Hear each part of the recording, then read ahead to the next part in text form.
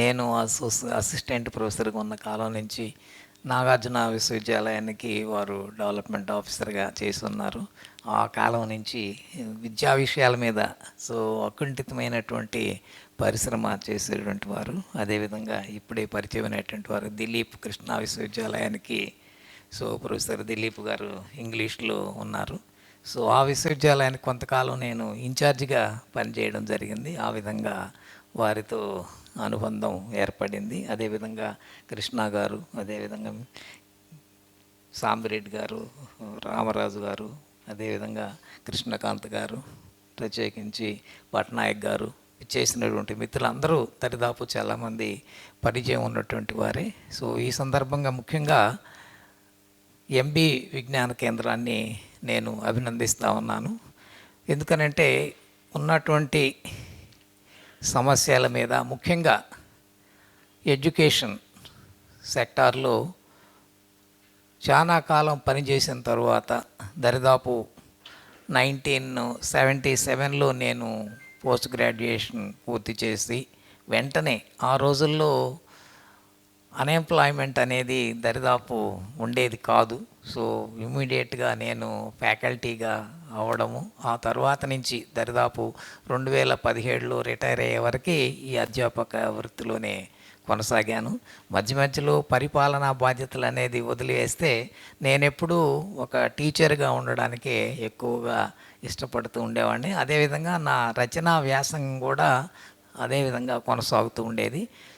ఈ పరిస్థితులన్నింటినీ గమనించిన మీదట నాకు అనిపించింది ఈ విద్యా వ్యవస్థ దారి తప్పుతున్నది.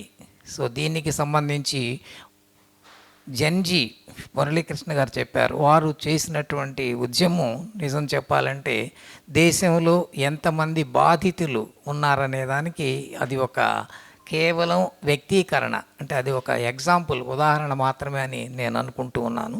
ఎందుకనంటే ప్రత్యక్షంగా బాధితులుగా మిగిలినటువంటి వారు, అందులో నిజానికి విజయవాడ అన్ని ప్రాంతాల నుంచి ఎంతో ఆశలతో, ముఖ్యంగా అంటే అది ఒక సంస్కృతిగా మన దేశంలో, మన రాష్ట్రంలో ముఖ్యంగా అంటే చదువు అంటే అటు నీట్లో క్వాలిఫై అవ్వడము, అదేవిధంగా మెడిసిన్లో సీట్ సంపాదించడం ఒకటి, లేదంటే ఇంజనీరింగ్లో ప్రస్తుతం కనుక చూసేటట్లయితే సిఎస్సి అంటే కంప్యూటర్ సైన్స్ అండ్ ఇంజనీరింగ్ అయితేనే ఒక విద్య అనేటువంటి ఒక అపోహలు చాలా ఎక్కువ అయినటువంటి సందర్భంలో దానికి అంత హైప్ ఏర్పడిందనేది నా ఉద్దేశం. నిజానికి ఉన్నటువంటి సీట్లకి, అదేవిధంగా పరీక్ష తీసుకుంటే ఈ ఎంట్రన్స్ ప్రవేశ పరీక్ష రాస్తున్నటువంటి విద్యార్థుల్ని కనుక మనం పరిగణలోకి తీసుకునేటట్లయితే ఎక్కడా పొంతం లేదు. 10%కు సంబంధించినటువంటి సీట్లు కూడా అక్కడ లేవు.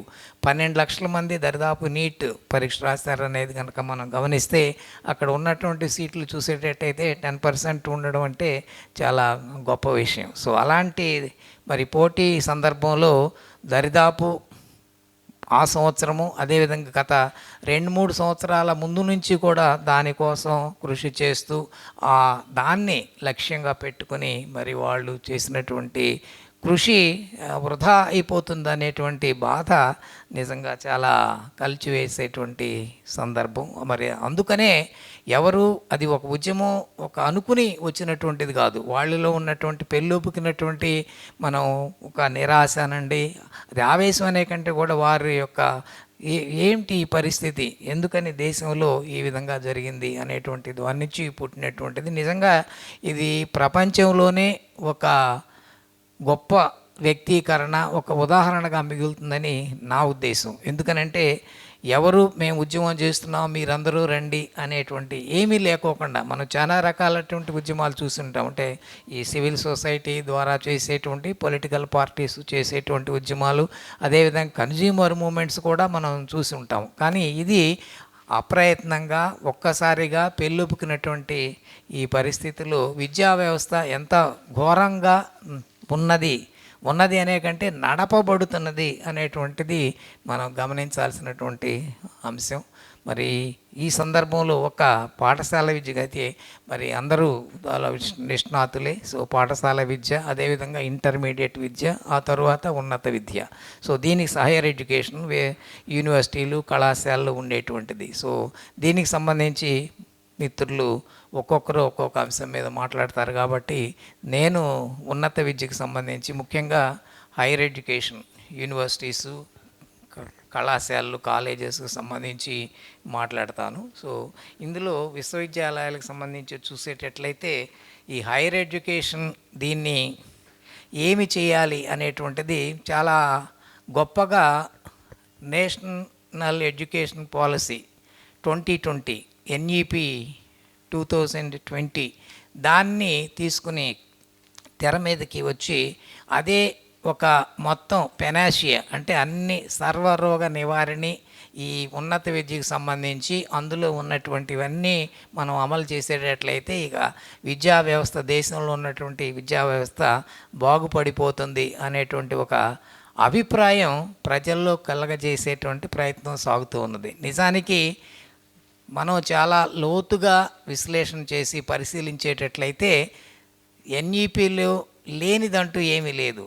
నా ఉద్దేశంలో దాన్ని మనం ఒక కలగూర గంప అని అనొచ్చు. ఎందుకనంటే కొత్తగా వాళ్ళు చేసింది ఏమి లేదు. రంగరాజన్ కూడా ఆయన అదే మాట చెప్పాడు. It's an over arcing committee and which has culminated the recommendations of the earlier 4 committees.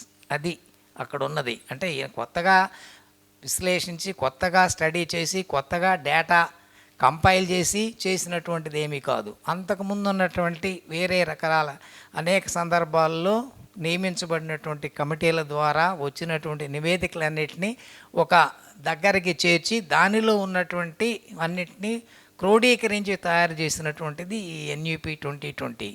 నిజానికి మనకున్నటువంటి ఆనవాయితీ అంటే ప్రభుత్వం అంటే భారతదేశంలోనే అనేక ప్రభుత్వాలు వాటికి ఉన్నటువంటి ఆనవాయితీ గమనించేటట్లయితే వీరు ఎవరి సంఘాన్ని అంటే ఏ సంఘాన్నైనా ఏ నివేదికనైనా సరే చాలా చులకన చేయగలుగుతారు. దానికి నేను ఒక ఉదాహరణ చెప్తా. 1947లో స్వాతంత్రం వచ్చిన తర్వాత 1948లో సర్వేపల్లి రాధాకృష్ణన్ గారి చేత ఆయన అధ్యక్షతన ఒక యూనివర్సిటీ విద్యని ఎలా సంస్కరించాలనే దాని మీద ఒక సంఘం నియమించబడింది. మరి రాధాకృష్ణన్ గారు మరి గొప్ప విద్యావేత్త, తాత్విక తత్వవేత్త. సో ఆయనకున్నటువంటి అనుభవాన్ని అంతటినీ తీసుకుని ఒక నివేదిక ఇస్తారని ఆశించి చేస్తే పాపం చాలా మరి ఆయనకున్నటువంటి నిబద్ధతతో చాలా కృషి చేసి 2 వాల్యూమ్స్ అంటే కొఠారి కమిషన్ గురించి ఎక్కువ మంది చెప్తూ ఉంటారు. 1964, 1966లో ప్రాంతంలో తయారైనటువంటి నివేదిక. దానికంటే ముందు రాధాకృష్ణన్ గారు యూనివర్సిటీ విద్య మీద ప్రత్యేకించి చేసినటువంటి 2 భాగాల నివేదిక ఇంతవరకే ఏముందో అనేది చాలామందికి తెలియదు. మరి ఇప్పుడు ఉన్నటువంటి పాలసీ అంటే విధాన నిర్ణయాలు చేసేటువంటి విధాన ప్రకటనలు ఇచ్చేటువంటి మరి పాలకులకి ఈ సంగతి ఎంతవరకు తెలుసు అనేది చాలా సందేహాస్పదం. సో ఆ విధంగా కొఠారి కమిషను, ఆ తర్వాత వచ్చినటువంటి అబీద్ హుస్సేన్ కమిటీ అని ఉన్నత విద్యకు సంబంధించి ఇంకో కమిటీ ఉండేది. ఇట్లా చాలా. సో మనం గనక లెక్క వేసుకుంటూ పోతే కనీసం ఒక 40-50 కమిటీలు దీనికి సంబంధించినటువంటివి. ఆ నివేదికలన్నీ ఏమైనాయో తెలియదు. అయితే రంగరాజన్ గారు చేసినటువంటిది అవన్నీ చూసి వాటన్నిటికీ వీలైనంత వరకే చేసి ఒక క్రోడీకరణగా ఈ ఎన్ఈపి 2020 అనేది అన్నీ. అయితే దీనికి సంబంధించి మొదటి కాలంలో వచ్చినటువంటి ప్రస్తుత ప్రభుత్వం 2015 అంటే 14లో వచ్చింది మొదటి టర్మ్ అనుకుంటే. 2015 నుంచే ఈ ఉన్నత విద్య మీద మరి సంస్కరణ అనే పేరుతో ఈ ఉన్నత విద్య మీద దాడి అనేది ప్రారంభమైంది. మీరు కనుక గమనించేటట్లయితే 2015 నుంచి ఉన్నత విద్యని సంస్కరించాలి అనేటువంటి ఉద్దేశంతో చాలా నిర్ణయాలు ప్రకటించడం మొదలైంది. అయితే ఈ ప్రకటింపబడిన నిర్ణయాలు 2020 వరకు దానికేమీ విధానమైనటువంటి ప్రకటన ఏమీ లేదు. ఒక్కొక్క అంశము వాళ్ళు ముందుకు తీసుకురావడము, దాని మీద కొంత ప్రయత్నం చేయటము, దానిని అమలు చేయటం. ఉదాహరణకి మనం ఉన్నత విద్యలో చూసేటట్లయితే అకాడమిక్ బ్యాంక్ ఆఫ్ క్రెడిట్స్, ఇప్పుడు అందరూ కళాశాల వీరందరికీ ప్రిన్సిపాల్గా పనిచేసిన వీరందరికీ తెలిసి ఉంటుంది. ఏబీసీ అనేది లేకపోతే స్టూడెంట్కి ఐడి అనేది రాదు, ఎగ్జామ్ ఉండదు, ఆ తర్వాత ఆ మార్క్ లిస్టు అందులో ఉంటుందనుకోండి. So academic bank of credits. అదేవిధంగా అనేకమైనటువంటి సంస్కరణలు, ముఖ్యంగా ఈ స్టాండర్డ్స్ని స్టాండర్డైజ్ చేయాలనేటువంటి ఉద్దేశంతో ఈ క్రెడిట్ ఫ్రేమ్వర్క్స్, అంటే నేషనల్ క్రెడిట్ ఫ్రేమ్వర్క్ అని, దానికి సంబంధించి మళ్ళీ అదేవిధంగా స్కిల్ క్వాలిఫికేషన్ ఫ్రేమ్వర్క్ అని, ఇట్లా చాలా మొదలుపెట్టి అన్ని పాలసీ డాక్యుమెంట్స్ ఇష్యూ చేసి ఈ 2020 కంటే ముందే ఇవన్నీ అమలు చేయటం ప్రారంభించడం జరిగింది ఉన్నత విద్యలో. సో అయితే ఆ రోజున ఇదేమీ చెప్పలేదు.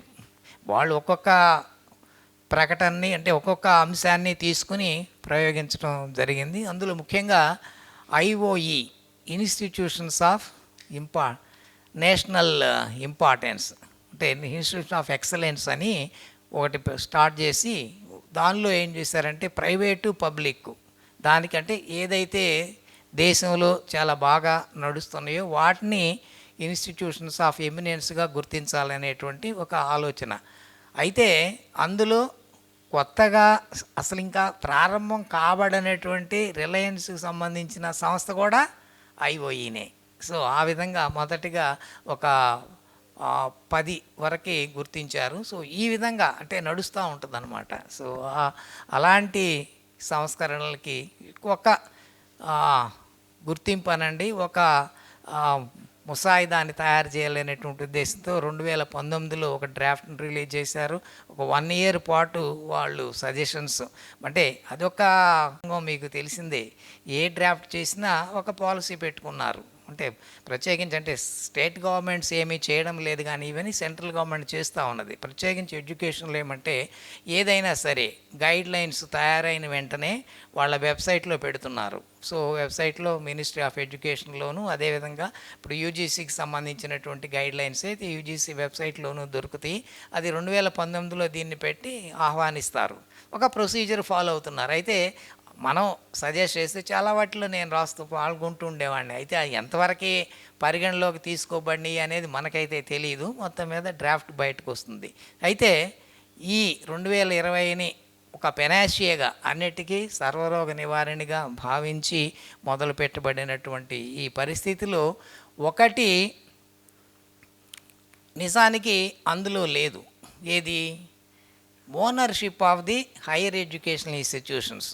ఈ రోజున మనం గమనించేటట్లయితే పాఠశాల విద్య నుండి, అదేవిధంగా ఇంటర్మీడియట్ స్థాయి, అదేవిధంగా ఉన్నత విద్య మొత్తం కూడా they are leaning towards private sector. అంటే ప్రైవేట్ ఎడ్యుకేషన్ అనేటువంటిది చాలా బలంగా వేళ్ళూనుకుంటున్నటువంటి పరిస్థితి మనం చూసేటట్లయితే.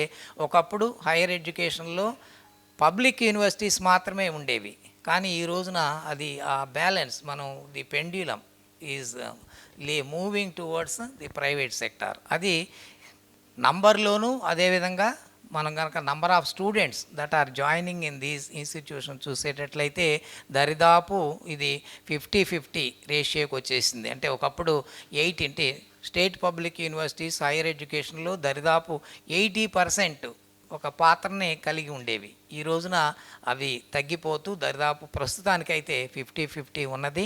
సో సంఖ్యాపరంగాను ఒక విధంగా చూసేటట్లయితే స్టేట్ పబ్లిక్ యూనివర్సిటీస్ సో 497 ఉన్నాయి ఈ రోజున. అంటే రాష్ట్రాల చేత స్థాపించబడి, రాష్ట్రాల చేతే నిర్వహించబడుతూ, రాష్ట్రాల ద్వారా గ్రాంట్లని సమకూర్చబడుతున్నటువంటివి. సో అవి ఎక్కువగా ఉన్నత విద్యలో దానికి సంబంధించినటువంటి అండర్ గ్రాడ్యుయేట్, పోస్ట్ గ్రాడ్యుయేట్స్ కోర్సెస్ని అంటే ఇందులో దీనికి కళాశాల, అనుబంధ కళాశాలతో కూడా కలుపుకొని మనం చూసేటట్లయితే ఇది పరిస్థితి. సో ఈ 497 స్టేట్ పబ్లిక్ యూనివర్సిటీస్, దానికి సమానంగా ఈ రోజున ఉన్నటువంటి పరిస్థితి 464 ప్రైవేట్ యూనివర్సిటీస్ ఉన్నాయి. అన్ని రాష్ట్రాల్లో కలిపి, అంటే స్టేట్ ప్రైవేట్ యూనివర్సిటీస్ అంటే రాష్ట్రాలు మనకున్నటువంటి రాజ్యాంగంలో ఉన్నటువంటి వెసులుబాటును ఉపయోగించి a university can be established by an act by the central government or by the state government also.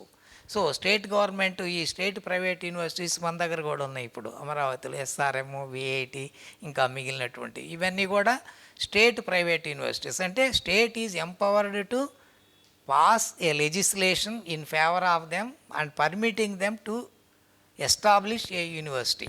So ఆ విధంగా వచ్చినటువంటివి. అందుకనే state private universities. Deemed universities under the direct control and supervision of the UGC, అవి ఒక 81 దాకా ఉన్నాయి ప్రస్తుతం. So ఈ విధంగా state private universities, deemed universities అవన్నీ ప్రైవేట్లోనే కలిపి తీసుకునేటట్లయితే పబ్లిక్ సెక్టార్లో ఉన్నటువంటి విశ్వవిద్యాలయాలు సంఖ్య చాలా తక్కువ, వీటికంటే తక్కువగానే ఉంది. ఇవి ఒక 500 అనుకుంటే అవి ఒక 600 దాకా వచ్చేసినాయి ఈ రోజున. ఇంకా కొంతకాలం తరువాత, ఎందుకంటే రాష్ట్రాలు ఏమాత్రం ఆసక్తి చూపడం లేదు ఈ ఈ ఉన్నత విద్య విషయంగా. ఆ విధంగా చూసేటట్లయితే నేను ఒక కామెంటు మన ప్రజాశక్తి ఆర్టికల్లో రాశాను. ఏమంటే విద్యకి సంబంధించి ఒకప్పుడు మెరిట్ గుడ్ అంటే దాన్ని మరి ఎకనామిక్స్ చదివినటువంటి వాళ్ళకి తెలుస్తుంది. అంటే పబ్లిక్ గుడ్ అంటే మొత్తాన్ని రాష్ట్రం అంటే స్టేట్ ఏదైతే చేయాల్సినటువంటి బాధ్యతల్లో విద్య అనేది ఒకటి. అంటే సంక్షేమం, విద్య, అదేవిధంగా ఆరోగ్యము వంటి విషయాలను కనుక మనం పరిగణలోకి తీసుకునేటట్టు ఇవన్నీ తప్పనిసరిగా ప్రభుత్వమే చేసి తీరాలి అనేటువంటి అనుకునేటట్లయితే, అంటే వాట్ ఆర్ ది డ్యూటీస్, అంటే మనం కొంచెం political science, what are the duties or what is the role of a state. Okay, అది మామూలుగా మనం క్యాపిటలిస్టిక్ స్ట్రక్చర్లో చూస్తే ఒక రకంగా ఉంటుంది. సోషలిస్టిక్ ప్యాటర్న్ ఆఫ్ సొసైటీ అని మందని చెప్పుకుంటాం, సోషలిజం, లేదా ఇంకొంచెం ఎక్స్టెండెడ్గా కమ్యూనిజం అని చెప్పుకునేటట్టయితే the role of the state is going to vary. అయితే ఒకటి కామన్గా అందరూ అంగీకరిస్తున్నటువంటిది, వాళ్ళు కూడా అమలు అంటే క్యాపిటలిస్ట్ సొసైటీస్ కూడా అమలు చేస్తున్నటువంటిది, విద్యకి సంబంధించి మేజర్ బాధ్యతని ప్రభుత్వాలే తీసుకుంటున్నాయి. కానీ ఇక్కడ మనకున్నటువంటి విచారకరమైనటువంటి పరిస్థితి ఏమంటే, పని తగ్గిపోయింది. అంటే బాధ్యత నుంచి క్రమేపీ వైదొలిగిపోతున్నాయి. రాష్ట్రాల నుండి, అదేవిధంగా కేంద్రం కూడా, ప్రత్యేకించి సెంట్రల్ యూనివర్సిటీస్ వరకు తప్ప, దరిదాపు ఒక 50 వరకు ఉన్నాయి. అవి తప్ప డైరెక్ట్ ఎలకేషన్ కానీ డైరెక్ట్ బాధ్యత సెంట్రల్ గవర్నమెంట్ చాలా తక్కువ. ఉన్నత విద్యకి సంబంధించి విశ్వవిద్యాలయాల్లో ప్రజెన్స్ ఆఫ్ ది స్టేట్ గవర్నమెంట్సే చాలా ఎక్కువ. వీరి అభిప్రాయం ఈ రోజున ఏమంటే, మనకి పని తగ్గిపోయింది అంటే బాధ్యత నుంచి క్రమేపీ వైదొలిగేటువంటి ఒక వైఖరిని ఇవి అవలంబిస్తూ ఉన్నాయి. అందుకనే చాలా ఒక విధంగా నా ఉద్దేశంలో రెట్టించిన ఉత్సాహంతో ప్రైవేట్ యూనివర్సిటీలకి ఎవరైనా అప్లై చేస్తే వెంటనే అవి మంజూరు చేయబడుతున్నాయి. మన రాష్ట్రం అనే కాదు, అన్ని రాష్ట్రాల్లోనూ ఇదే పరిస్థితి కొనసాగుతున్నది. దీనివల్ల మనకి ఏమిటి నష్టం అని కనుక మనం గమనించేటట్లయితే మనం చూస్తూ ఉన్నాం. ఒకటి, విద్య చాలా వ్యాపార వస్తువుగా మారిపోయినటువంటిది. ఆ విధంగా ఉన్నటువంటి సందర్భంలో ఈ ప్రైవేటు విశ్వవిద్యాలయాల్లో అనండి, ప్రైవేట్ సంస్థల్లో చేరగలిగినటువంటి వారి స్తోమతకి సంబంధం లేకోకుండా అది కేవలం కొద్ది మందికే అందజేయబడుతుంది. నిజానికి మనం కంపేర్ చేస్తే అందరికీ తెలిసిందే, యూనివర్సిటీల్లో కోర్సుల్లో ఉండేటువంటి ఫీజులు కానీ, అదేవిధంగా ఈ ప్రైవేట్ యూనివర్సిటీలు కానీ, మిగిలిన డీమ్డ్ యూనివర్సిటీలో ఉండేటువంటి ఫీజుల్ని కనుక మనం కంపేర్ చేసి చూసుకుంటే అక్కడే చాలా వరకు ఈ సోషల్ స్ట్రక్చర్ని దెబ్బతీసేటువంటి ఒక పునాది అక్కడే ప్రారంభమవుతుందని నా ఉద్దేశం. ఆ విధంగా ఒక మొదటి the drawback in promoting these private sector institutions, ఒకటి ప్రవేశాలు రెస్ట్రిక్ట్ చేయబడతాయి. అదేవిధంగా ఆ తరువాత ఇక్కడ సౌకర్యాలని తగ్గించటం.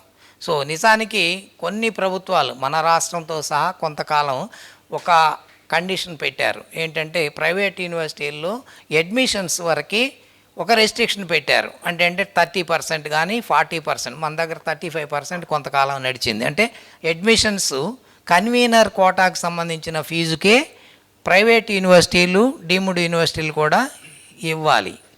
సో అది కొంతకాలం నడిచింది. సో ఆ తరువాత దాన్ని కూడా విత్డ్రా చేసి, అంటే వాళ్ళు ఎంత ఫీజు అయినా పెట్టుకోవచ్చు, ఇష్టమైన వాళ్ళు చేరతారు. సో ఇది ఉన్నటువంటి ప్రస్తుత పరిస్థితి. సో ఈ విధంగా మరి ప్రవేశాలని అడ్డుకోవడం అనేది.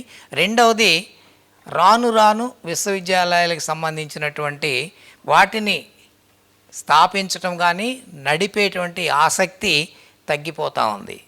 మన రాష్ట్రంలో 2008 చివరి ఒక సంవత్సరము రాష్ట్ర అజమాయిషీలో విశ్వవిద్యాలయాలు నెలకొల్పడం. ఇప్పుడు కృష్ణా యూనివర్సిటీ ఉంది, అదేవిధంగా మిగిలినటువంటి విక్రమసింహపురం యూనివర్సిటీ, మిగిలినటువంటివి కూడా అన్నీ 2008లో స్టార్ట్ అయినాయి. అంతకుముందు అసలు నిజానికి మనం 1926లో ఆంధ్ర విశ్వవిద్యాలయాన్ని తీసుకుంటే, ఆ తర్వాత వచ్చినటువంటిది శ్రీ వెంకటేశ్వర విశ్వవిద్యాలయం. ఈ రెండే నిజానికి మన నూతన రాష్ట్రం అనుకుంటే.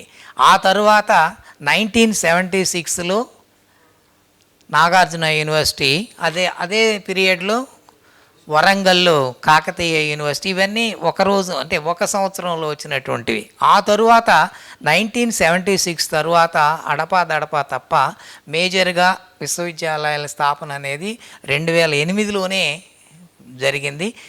ఇప్పుడు మనం 2026లో ఉన్నాం. ఆ తర్వాత ఇక ఈ ఆలోచన లేదు. అంటే ప్రభుత్వం ఏమీ ప్రత్యేకించి ఆసక్తి చూపదు, ఆసక్తి తీసుకోదు. ఈ విశ్వవిద్యాలయాన్ని ఎస్టాబ్లిష్ చేయడం కానీ, వాటిని అజమాయిషీ చేయడం కానీ, వాటికి నిధుల్ని సమకూర్చడం కానీ. మురళీకృష్ణ గారు వ్యాసాన్ని రిఫర్ చేయడం జరిగింది. నిజానికి అందులో చాలా ఘోరమైనటువంటి పరిస్థితి నేను గమనించాను. 2026-27 బడ్జెట్లో స్టేట్ యూనివర్సిటీస్కి రాష్ట్రం ఎంత మంజూరు చేస్తుందని గమనిస్తే అసలు 10 కోట్లు లేపు 5 కోట్లు ఇచ్చినవి ఉన్నాయి. అందులో మరీ ఉన్నదేమంటే అంబేద్కర్ ఓపెన్ యూనివర్సిటీ ఒంగోలులో ఉంది. సో దానికి 1.01 crores బడ్జెట్ ఎలకేషన్ ఉంది. మరి నిజానికి ఈ రోజున ఉన్నటువంటి జీతాలు వైస్ ఛాన్సలర్ కనీసం నెలకి 4-5 లక్షలు మన అఫీషియల్లే జీతమే ఉంటుంది. అదేవిధంగా రిజిస్ట్రార్కి ఇవ్వాలా, మరి ఎస్టాబ్లిష్మెంటు, కరెంటు బిల్లులు కట్టాలి. సో ఇంత చేస్తే మరి అది ఆ అమౌంట్ మరి ఏ విధంగా సరిపోతుంది, ఖర్చు పెట్టగలం? దాని నుంచి మనం నాణ్యమైనటువంటి విద్యని ఏ విధంగా ఆ విశ్వవిద్యాలయం అందించగలుగుతుంది అనేది ఎవరైనా ఇట్టే ఊహించగలుగుతారు. తర్వాత అసలు 10 కోట్ల లోపు ఉన్నటువంటి ఇంకొక 4 విశ్వవిద్యాలయాలు ఉన్నాయి ఇందులోనే. ఈ 2026-27 బడ్జెట్లో చూసేటట్లయితే, లోతుగా కొంచెం పరిశీలించేటట్లయితే 10 కోట్లు. ఈ రోజున 10 కోట్లకి మనం ఎంతవరకు, అంటే అందులోనే జీతాలు, అందులోనే అన్నీ తీసుకుని చేసేటట్లయితే, సో దాన్ని మనం గమనిస్తే ఈ 10 కోట్లతో ఎంత బాగా విశ్వవిద్యాలయం మనం నడపగలము.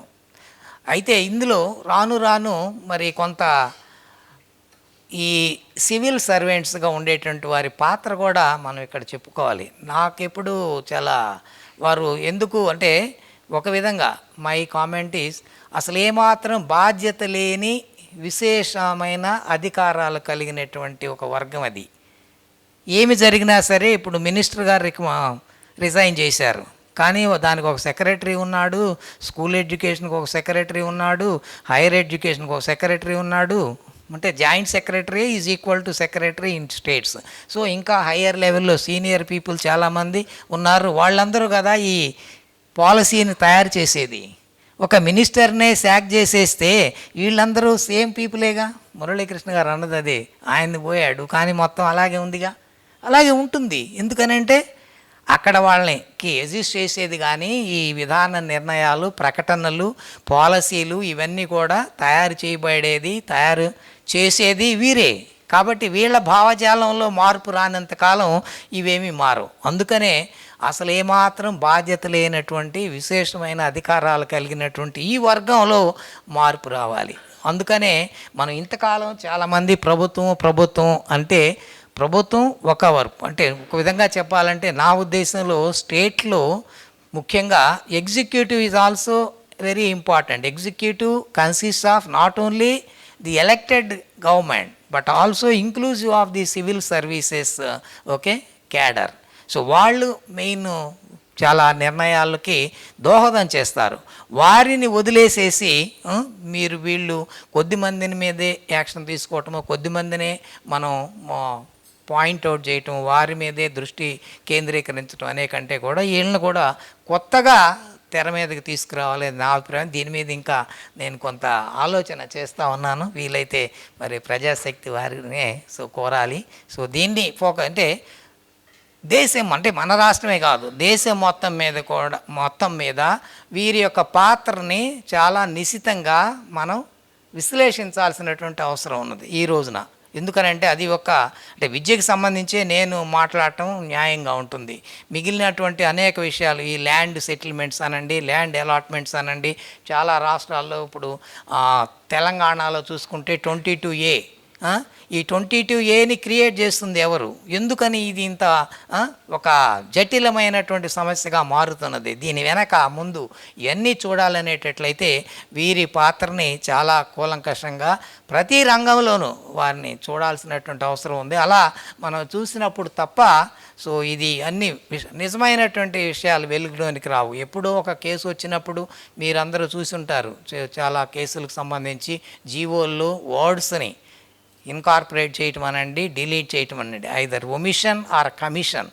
వీటి మీద కేసులు జరిగినటువంటి సందర్భం అది 1 వారంతో పోయింది. కానీ ఇది అలా కాదు. ఈవేళ విద్యార్థులు వారి యొక్క భవిష్యత్తుతో చెలగాటమాడుతున్నటువంటి వాళ్ళు కేవలం ప్రభుత్వం అనే కంటే కూడా వీరి పాత్ర కూడా అందులో ఉన్నది. కాబట్టి వీరి పాత్రని మన వెలుగులోనికి తీసుకురావాల్సినటువంటి అవసరం ఉన్నది నా యొక్క అభిప్రాయం. దీన్ని మీరందరూ కూడా చర్చించి ఎంతవరకు మనం దీనిని ప్రొజెక్ట్ చేయడానికి అవకాశం ఉందో గమనించమని నా ప్రార్థన. ఒకటి.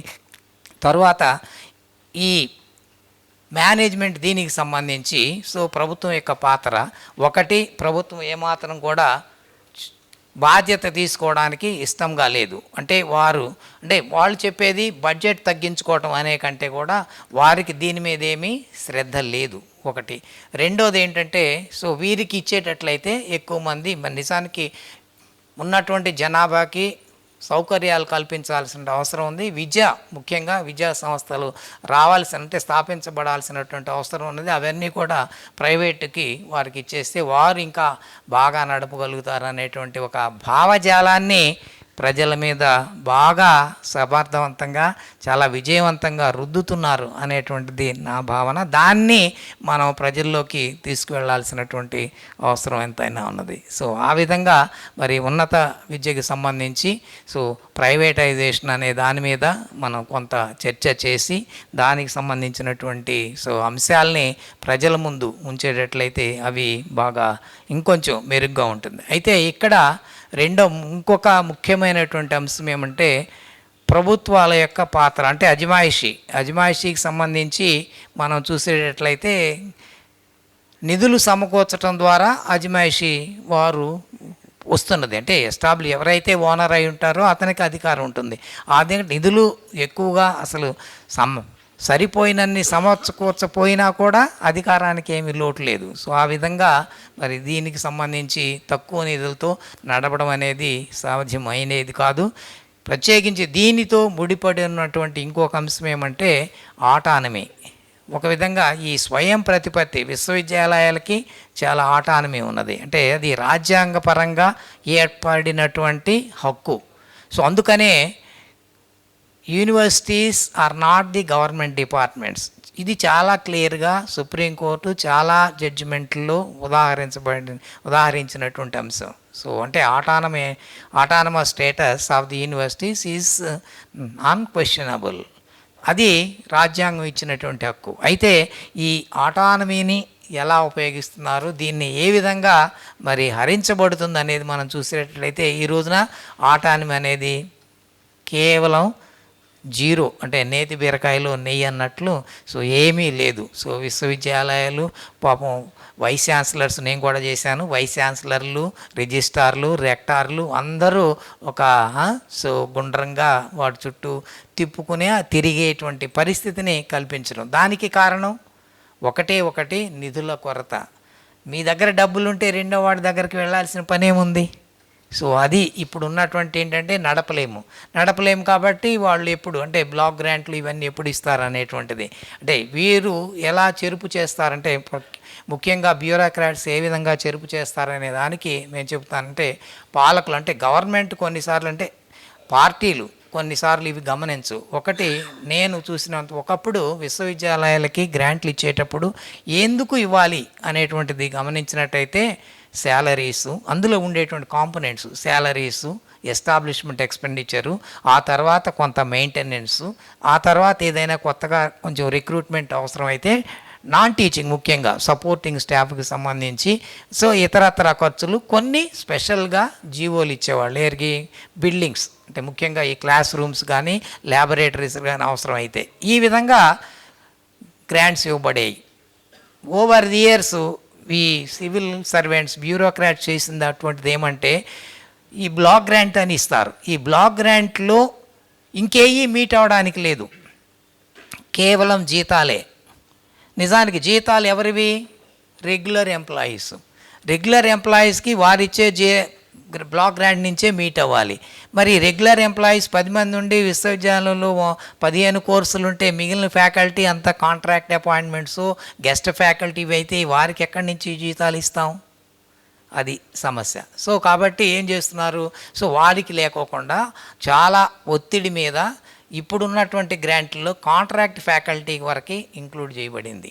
ఆ తర్వాత గెస్ట్ ఫ్యాకల్టీ మిగిలినటువంటి అవసరాలకు సంబంధించి అందులో మనీ ఏమి లేదు. అంటే వైస్ ఛాన్సలర్లుగా అంటే ఎవరైతే విశ్వవిద్యాలయం నడుపుతారో వారికి ఉండేటువంటి ఇబ్బందులు కేవలం ఇవన్నీ. వీటన్నింటిని దృష్టిలో పెట్టుకొని సో వారికి ఉన్నటువంటి ఆటానమీని హరించేటువంటి ప్రయత్నంగా ఇది సాగుతూ ఉన్నది.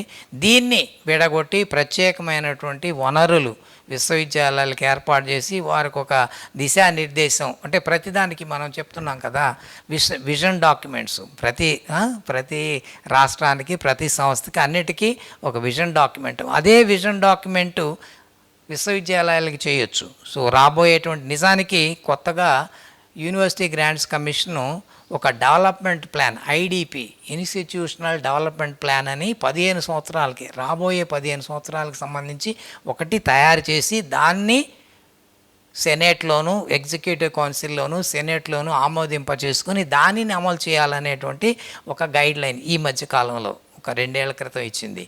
అదే విషయాన్ని రాష్ట్ర ప్రభుత్వాలు కూడా అంగీకరించి ఆ విధంగా దానితో అంటే ఏదైతే డెవలప్మెంట్ ప్లాన్ని మనం ఆమోదిస్తామో దానికి అమలు చేసేటందుకు గాను సరైనటువంటి సరిపోయే నిధుల్ని కూడా ముందుగానే ఇస్తే సరిపోతుంది కదా. సో అలాంటిది చేయడం లేదు. రెండవది ఇంకొక ఇబ్బంది, రాష్ట్ర ప్రభుత్వం ఏ విధంగా ఆటానమీని హరిస్తుంది అనే దానికి విశ్వవిద్యాలయంలో శాంక్షన్ పోస్ట్ అని కొన్ని ఉంటాయి. అది ఎప్పుడో నిజానికి అది ఒక పెద్ద సమస్య. ఎలా అంటే 1976లో విశ్వవిద్యాలయం ఇది ఏర్పడి ఉండుంటే 1976 నాడు ఎన్ని డిపార్ట్మెంట్లు ఉన్నావో వాటికి ఎంతమంది టీచర్సు ఎంతమంది ఫ్యాకల్టీ అవసరమో అంతవరకు ఇచ్చి ఉన్నారు. సో అదే శాంక్షన్ స్ట్రెంగ్త్ అంటే. ఇది 2026లో కూడా శాంక్షన్ స్ట్రెంగ్త్ అంటే అది.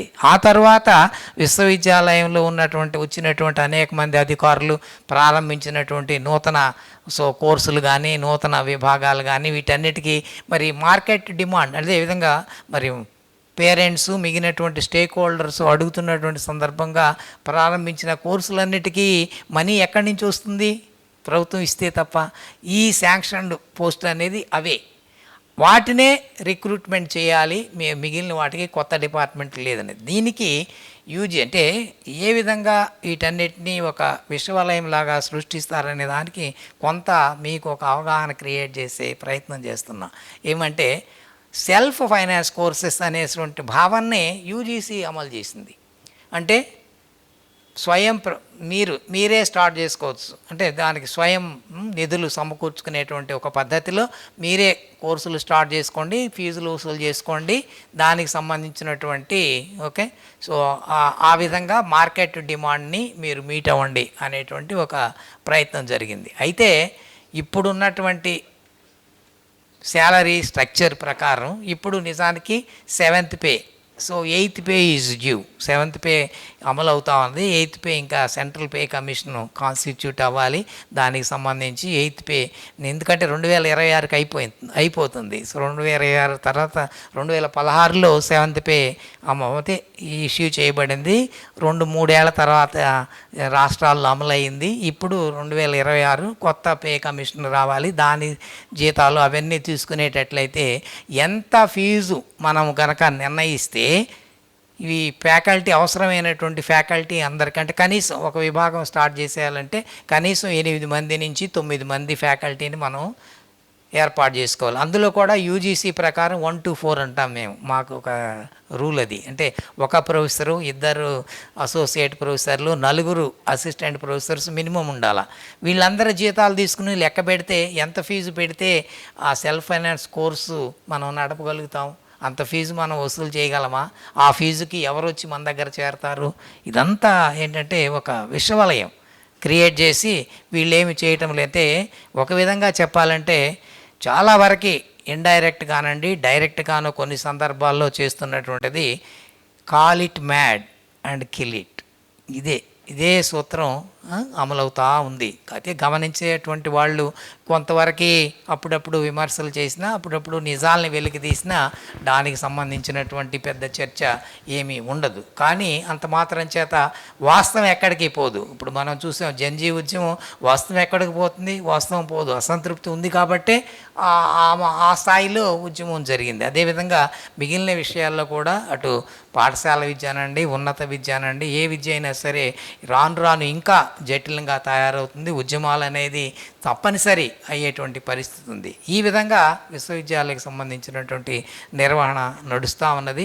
సో ప్రత్యేకించి ఇందులో మళ్ళీ నేషనల్ ఎడ్యుకేషన్ పాలసీలో కనుక తీసుకునేటట్లయితే అందులో కొన్ని ముఖ్యంగా విశ్వవిద్యాలయాలకు సంబంధించి 2 రకాలైన విశ్వవిద్యాలయాలు పెట్టాలని పెట్టారు. అంటే సో రీసెర్చ్ విశ్వవిద్యాలయాలు ఒకటి, టీచింగ్ విశ్వవిద్యాలయాలు. అంటే విశ్వవిద్యాలయాలన్నీ అన్ని రకాలు చేస్తున్నాయి అట్లా కాదు.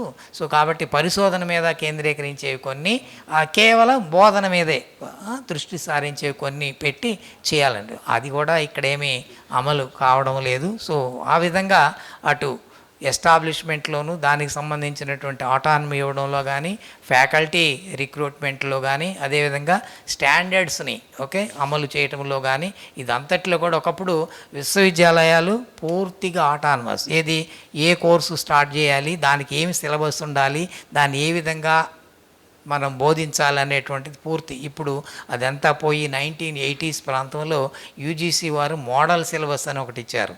ఆ మోడల్ సిలబస్ దేశం మొత్తం మీద అమలైపోతూ ఉంది. అంటే వీళ్ళు ఎక్కడికక్కడ ఎలా ఉందంటే మరి సీరియస్గా మనసు పెట్టి చేసి దీన్ని ఒక ఉన్నత సంస్థని ఉన్నత స్థాయికి తీసుకురావాలనే వారి సంఖ్య తగ్గిపోవటం చేత ఎవరికి వారు మాకు పని తగ్గుతుంది అనేటువంటి ఒక భావన చాలా అధికమైపోవటం వల్ల ఈ ఉన్నటువంటి సమస్యల మీద దృష్టి కేంద్రీకరించబడటం లేదనేది నా ఉద్దేశం. 2 నిమిషాల్లో ముగిస్తాను. సో ముఖ్యంగా ఈ రోజున బాగా చర్చకి ఉన్నత విద్యకు సంబంధించి వస్తున్నది ఏమంటే కేంద్ర పార్లమెంటు ముందు ఒక బిల్లు ఉన్నది. అదే వికసిత్ భారత్ శిక్షా అధిష్టాన్. సో వికసిత్ భారత్ శిక్షా అధిష్టాన్ డిసెంబర్ 2025లో పెట్టబడింది. ఇంతవరకు అది అవ్వలేదు. ఈ సెషన్లో అయి ఉండాల్సింది, సెషన్ క్లోజ్ అయిపోయింది. దానికి కారణం ఏమంటే చాలా అపోజిషన్ రావడం వల్ల జేపీసీ అంటే bill has been referred to the select committee. There was a JPC constituted. 31 మెంబర్స్తో జేపీసీని వేశారు. ఆ జేపీసీకి పురంధేశ్వరి గారు చైర్పర్సను. ఆ రిపోర్ట్ ఇవ్వబడలేదు. ఎందుకనంటే దానికి డేటా అనేది వాళ్ళు సబ్మిట్ చేయలేదు, చాలా సంస్థలు చేయలేదు. ఇంకొకటి ఏమంటే సెంట్రల్ గవర్నమెంట్ మొత్తం మనం చెప్పుకుంటుంది అంటే విద్య అనేది స్టేట్ లిస్ట్లో ఉండేది. సో ఈ అమెండ్మెంట్ తర్వాత 72 అమెండ్మెంట్ తర్వాత మొత్తం అంతా తీసుకొచ్చి కాంకరెంట్ లిస్టులో పెట్టి కేంద్రం reserved the powers of the states also. వీళ్ళేంటి మనకి పని తగ్గిందని ఒకటి, రెండోది ఫండ్స్ అంటే ఏదైతే ఫైనాన్సింగ్ రెస్పాన్సిబిలిటీ కూడా తగ్గిందనేటువంటి ఉద్దేశంతో వీళ్ళేమీ మాట్లాడడం మానేశారు. సో దాంతో మొత్తం మీద అంతా సెంట్రల్లో ఇప్పుడు కేంద్రీకరించబడి ఉన్నది. ఆ విధంగా ఈ బిల్లులో ముఖ్యంగా నిజానికి ఇంతకుముందు ఈ బిల్లు వచ్చింది ఏదంటే national higher education commission of India, NHCI అని, national higher education NHECI, national higher education commission of India అని. అందులో 4 వర్టికల్స్ ఉండేవి, కానీ ఇందులో ఒకటి తీసేశారు. ఏది తీసేశారు? ఫండ్స్కి సంబంధించి అది వరకు ఒకటి రెగ్యులేటరీ వింగు, అంటే రెగ్యులేటరీకి సంబంధించిన కౌన్సిల్, రెండోది స్టాండర్డ్స్కి సంబంధించినటువంటి కౌన్సిల్, అదేవిధంగా మూడోది ఏంటంటే వీటికి ఈ కోర్సులు ఎలా ఇవ్వాలి ఏంటి అనేటువంటికి సంబంధించింది. ఆ తరువాత ఈ ఫండ్స్ గ్రాంట్స్కి సంబంధించినటువంటిది అక్రెడిటేషను. ఈ 4 కలిపి ఉండేవి. ఈ 4 గ్రాంట్స్కి సంబంధించింది తీసేసి ఒక వేరే సంస్థను పెట్టారు, higher education financing agency, HEFA, higher education financing agency అని పెట్టి, అదేంటి మనం పొరపాటు పడతాం, యూజీసీ లాగా డబ్బులు ఇస్తుందేమని. యూజీసీ డబ్బులు ఇవ్వడం 11th ప్లాన్తోనే ఆగిపోయింది. 12th ప్లాన్లో అసలు కమిషన్ రాలేదు, డబ్బులు లేవు. సో అయితే ఇది పెట్టి, ఇదేంటంటే బ్యాంకులు లాగాను మిగిలినటువంటి లెండింగ్ ఏజెన్సీస్ ద్వారా విశ్వవిద్యాలయాలకి కావాలంటే అప్పిస్తుంది. ఇప్పుడున్న సమస్య ఏంటంటే అప్పు ఎట్లా తీర్చాలి? మన పిల్లలు చెప్పుకునే కదే, తిందాం అంటే ఉండదు చూసారా, అప్పు ఏం చేస్తామంటే అప్పు తిని పారిపోదాం అన్నట్టు. ప్రభుత్వాలు కూడా అదే చేస్తున్నాయి, హ్యాపీగా అప్పు తీసుకుని పారిపోవటం. అంటే మనం ఉంటే కదా ఈ అప్పు తీర్చాలి. ఎప్పుడో 2047 వికసిత్ భారత్, ఆ తర్వాత ఇంకా వీలైతే ఇంకో 10 ఏళ్ళు పొడిగిచ్చేస్తే 2057, 67 వస్తుంది. అప్పుడు దాకా నేను ఉండను, ఆయన ఉండడు, ఇవన్నీ ఎవరు చూస్తారన్న ఇదొక పెద్ద ధోరణి. అంటే ఏంటంటే ఏదైనా సరే fix up a target whereby you are not available to be answered. So ఇది ఒక పెద్ద థియరీ. చాలా కాలం ఇప్పుడు నిజానికి ఎన్ఈపిలో టార్గెట్ ఇంప్లిమెంటేషను చాలా వరకు అంటే అందులో టార్గెట్స్ కొన్ని చెప్పబడినాయి. ఆ targets implementation 2030, 2035, last dead line 2035. నిజానికి ఏంటి, ఎఫిలియేటెడ్ సిస్టమే వద్దు, అన్నిటినీ ఆటానమస్ చేసేయడమే, ఎందుకంటే పని తగ్గుద్ది అన్నట్టు. సో ఈ విధంగా చేసినట్టు అయితే ఇప్పుడు ఏంటంటే 2035 కూడా ఏమి చేయలేము, 2030కి చేయలేము అనేది తేటతెల్లం అయిపోయింది. సో 2035 కూడా డౌట్ఫుల్. కాబట్టి వికసిత్ భారత్ అనేటువంటి కొత్త కాన్సెప్ట్. సో దాని ప్రకారం 2047 వరకు మీరేమీ ప్రశ్నించాల్సిన పని లేదు. సో ఇందులో ఈ విధంగా ఈ వికసిత్ భారత్ దీంట్లో 2047 లక్ష్యంగా ఇక్కడున్నటువంటి ఆబ్జెక్టివ్స్, ఇక్కడ ఉన్నటువంటి టార్గెట్స్ అన్నిటిని అందులో పెట్టి, ముఖ్యంగా రెగ్యులేటరీ కౌన్సిల్ ఒకటి, తర్వాత అక్రెడిటేషన్ కౌన్సిల్ ఒకటి, తర్వాత స్టాండర్డ్స్ కౌన్సిల్ ఒకటి, ఈ 3 చేసి ఇందులో ఏమంటే ఏఐసిటిఈ, ఎన్సిటిఈ ఇవన్నీ ఉండవు. యూజీసీ, ఏఐసిటిఈ, ఎన్సిటిఈ అన్నిటినీ మెర్జ్ చేసేస్తారు. They will be subsumed in to the new national regulatory council. ఇందులో పెట్టేసేసి వీటన్నిటినీ తీసేసేయాలనేటువంటిది ఒక ఆలోచన. అదేవిధంగా అక్రెడిటేషన్కి సంబంధించి ఇప్పుడు NBA అంటే మామూలుగా కళాశాలకి, యూనివర్సిటీలకి national assessment and accreditation council అని ఒకటి ఉంది బెంగళూరులో. అదేవిధంగా ఇంజనీరింగ్ కాలేజీలకి బ్రాంచ్ వైజ్ అక్రెడిటేషన్ ఇవ్వడానికి NBA national board of accreditation అని ఒకటి ఉంది. దీనికి అదనంగా అందరికీ కలిపి NIRF national institutional ranking framework అనేది ఇప్పుడు ఒకటి చేస్తుంది, అది ఒకటి పనిచేస్తుంది. ఇప్పుడు ఇందులో ప్రాబ్లం ఏంటంటే ఈ మధ్య ఒక కోర్టు కేసు కూడా అయింది. వీటన్నిటి ఇచ్చేటువంటి డేటాలో చాలా లొసుగులు ఉన్నవి. NIRF కోసం పోటీ పడటం కోసం ఇన్స్టిట్యూషన్స్ అన్నీ డేటా మ్యానిపులేట్ చేస్తున్నాయని కోర్టు కేసు వేస్తే 2025 ర్యాంకింగ్స్ని పబ్లిష్ చేయడానికి లేదని హైకోర్టు ఒక స్టే ఆర్డర్ ఇచ్చింది. ఈ మధ్యనే రిలీజ్ అయింది. కాబట్టి ఇదంతా ఒక తప్పుల తడకగా తయారైనటువంటి వ్యవస్థల్లో వీటిల్లో దేనికి కోఆర్డినేషన్ లేదు. అందుకనే కొత్త కాన్సెప్ట్ పెట్టారు. ఏంటి ఇవన్నీ మనం ఇప్పుడు ఇక్కడ ఏంటంటే ఏదైనా మీరు ప్రశ్నిస్తే, ఎవరైనా ప్రశ్నించి లాజికల్గా ఏదైనా ఒక అంశాన్ని తెర మీదకి తీసుకొస్తే దానికి ఆన్సర్ చెప్పడం కాకుండా కొత్తదనమాట, ఇంకో కొత్త ఐడియా, కొత్త భావన, కొత్త విధానం ప్రకటించడం. అందులో భాగంగానే ONOD అని కొత్తది ఉంది. ఇప్పుడు ఈ సంస్థలన్నీ సరిగ్గా పనిచేయటం లేదు. ఏంది డేటా కంపైలేషన్స్ ఒకదానికి సంబంధం లేదని కోర్టు దాకా మ్యాటర్ పోయేసరికి one nation one data platform ONOD అది ఇప్పుడు రాబోతుంది. కాబట్టి ఇవన్నీ ఎగిరిపోతాయి. ఇవన్నీ ఇప్పుడు ఏముంది, ఆల్ ఇండియా కమిషన్ అంటే ఆల్ ఇండియా AISH అని ఒకటి ఉంది, all India council for higher education అది డేటా కలెక్ట్ చేస్తుంది, ఇది యూనివర్సిటీలు కాలేజెస్ నుంచి. సో ఈ విధంగా ఇంకా మిగిలినటువంటి చాలా సంస్థలు ఉన్నాయి, ఇవన్నీ మానేసి అది ఒకటి పెడతాం అనేది. ఈ విధంగా ఉన్నటువంటి వాటిల్లో సో రెగ్యులేటరీ కమిషను, అదేవిధంగా ఈ అక్రెడిటేషన్, అసలు న్యాక్ 2 ఏళ్ల నుంచి పనిచేయడం లేదు, అది ఒక పెద్ద ప్రాబ్లం. దాని మీద చాలామంది రాశారు. టైమ్స్ ఆఫ్ ఇండియాలో ఈ మధ్యనే ఒక 2-3 నెలల క్రితం పెద్ద నేను ఒకటి రాశాను, వారు ఒకటి రాశారు. సో ఆ తర్వాత ఇప్పుడు ఇంతవరకు 2 ఏళ్ల నాడు ఆగిపోయింది, ఏమీ లేదు. అదేవిధంగా స్టాండర్డ్ సెట్టింగ్ అనేది విశ్వవిద్యాలయాలను వదిలేసి వీరే సొంతంగా అన్నీ చేసేయాలనేటువంటి ఒక ప్రయత్నం జరుగుతూ ఉంది. ఇదంతా కూడా ఒక మొత్తం అంతా కూడా సో ఒక విధంగా చెప్పాలంటే అన్నిటినీ all threads are open and there is no solution, and they do not want any solution to be struck out. అందుకని సో మనం ఏంటంటే ఉన్నటువంటి సమస్యలన్నింటినీ సో మరి ప్రజల ముందు ఉంచేటట్లయితే సో వారు అర్థం చేసుకుని ఇంకా బాగా స్పందించగలుగుతారని ఆశిస్తూ మరి మరొకసారి సో మురళీకృష్ణ గారు, అదేవిధంగా మరి ఎంబీ విజ్ఞాన కేంద్రం వీరు చొరవ తీసుకుని ఇలాంటి ఒక రౌండ్ టేబుల్ సమావేశాన్ని ఏర్పాటు చేసి మరి నన్ను ఆహ్వానించినందుకు, అదేవిధంగా మీ అందరితో ముచ్చటించే అవకాశం కల్పించినందుకు నా ధన్యవాదాలు.